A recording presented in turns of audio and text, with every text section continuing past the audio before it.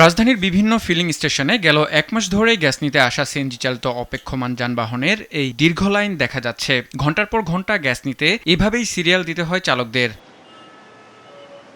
গেল কয়েকদিনের চেয়ে কমে এসেছে চালকদের অপেক্ষার সময়। তবে গ্যাস পেলেও প্রেসার কম থাকায় তা চাহিদার অর্ধেকে নেমে এসেছে বলে জানান তারা। বর্তমানে মনে করেন মোটামুটি একটু স্বাভাবিক হইতাছে। আগে যেতে 5 ঘন্টা লাগছে, অন্তের কাছে 4 ঘন্টা লাগে। পিছের যে দিনগুলো গেছে অনেকক্ষণ দাঁড়াই থাকতে হয়েছে। আগের চেয়ে একটু স্বাভাবিক হয়েছে ইনশাল্লাহ। তবে আরও আশা করতেছি যে অনেক সিরিয়াল তো, আর সিরিয়াল যেন থাকে না লাগে। দীর্ঘ সময় লাইনে দাঁড়িয়ে অপেক্ষায় থেকে দিনের বেশিরভাগ অলস সময় পার করতে হচ্ছে চালকদের। এতে করে আর্থিক ক্ষতির সম্মুখীন হতে হচ্ছে তাদের। আমরা খুব কষ্টে আছি। গ্যাসটা যদি সচরাচর পাই তাহলে আমরা 2টা টিভি একটু বেশি মারতে পারি, তাহলে বউ বাচ্চা নিয়ে আমরা খাইতে পারি। 150 টাকার গ্যাস শেষ, হাওয়াও ঢোকে।